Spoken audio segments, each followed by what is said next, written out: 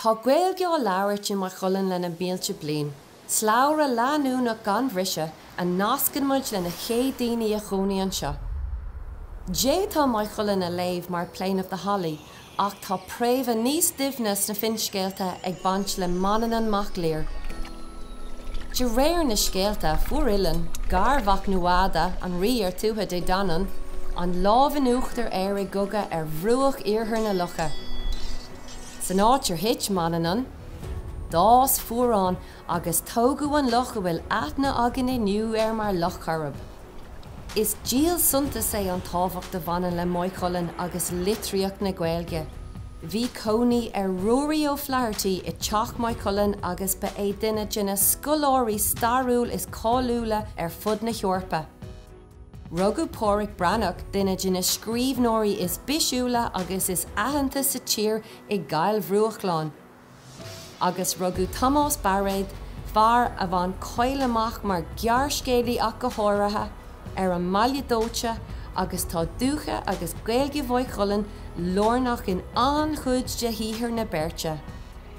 Bhí agus tá ról lornach ag Mhaigh Cuilinn na síl na Gaeilge gnáisiúnta. Nuair a bhunaíodh críomh de chunra na Gaeilge Mhaigh Cuilinn sa bhliain 1899, bhí sé ar cheann de na chéad chríomhacha a bhunaíodh lasmuid na príomhchathairacha. Ach tá obair mhór amach rón chun an Gaeilge a chuineáil mar chud de tíordrach an ceantar agus I a chuineáil mar teanga lábhartha.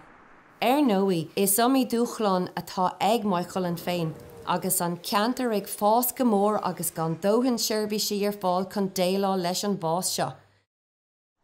Cuireann sé seo lena dúchláin atá roin ar fad má táimid le cintiú go mbruntar an teanga ar an gcéad glúin eile, agus go bhanan si mar chud de éonúlacht an ceantar. Is chuige sin atá Plean Teanga Gaeilge Mhaigh ullmhaithe agan. Plean a bhfuil mar aim ag a taú leis an bobal an líon daoine a labhraí an Gaeilge a bhéadú.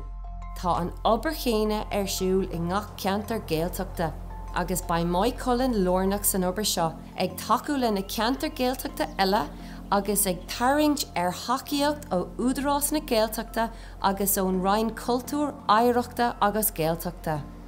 Is mis sé Andrea Tai agus tá áthas orm a bheith ceapa mar oifigh pleanála Teanga Mhaigh Cuilinn. Táim ag súil go mór le bheith ag obair ar son na teanga agus ar son lucht pobal Mhaigh Cuilinn, mar is le pobal Mhaigh Cuilinn omláin an Gaeilge. Tá ról agus ráha agin go léir agus tá fáilte ribh chuile chuine a bheith forteach linn. Is é príomhaim atá agin ná an Gaeilge a spreagú agus a churchan cin I ngéaltach Mhaigh Cuilinn. Stádas an Gaeilge agus an Gaeltachta chosint, agus an taidhreacht álinn Gaeltachta atá agin a chuomhnú a Herbert agus a cheachada hiag na hóglúnta.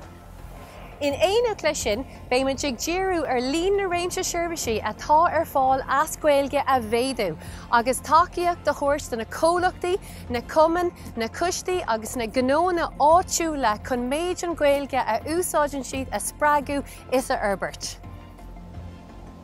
Tá todhchaí na Gaeilge agus na Gaeltachta ag brathar an go léir, mar phobal ag obair le chéile, is féidir linn cintiú go bhanan an Gaeilge beo in ar bubal. Tuairfí muid faoi le spiread agus le misneach agus le bród san éireacht iontach atá agan an seo I Mhaigh Cuilinn. Bhí agus tá an Gaeilge mar chuid lornach de éonúlacht an phobal agus den éireacht sin. Ní féidir linn I a ligint leis rá. Bunaíodh agus tógu bailile Mhaigh Cuilinn ar obair na glúnta a tháinig roin. Rinne siad a níhil an síl agus an chultar a bhí acu a chothú agus an neartú. Ní mór dún an rud chéine a dhéanamh ar son na glúnta amach roin. Tá ról agus ráha agin go léir. Bígí linn. Ámór le chuiste Plean Teanga Mhaigh Cuilinn, a chuir go sliv a socht an Plean Teanga Gaeilge agus an obair atá agus a bhais ar siúl agah chun an Gaeilge a chur chun cinn an seo sa bhróiste.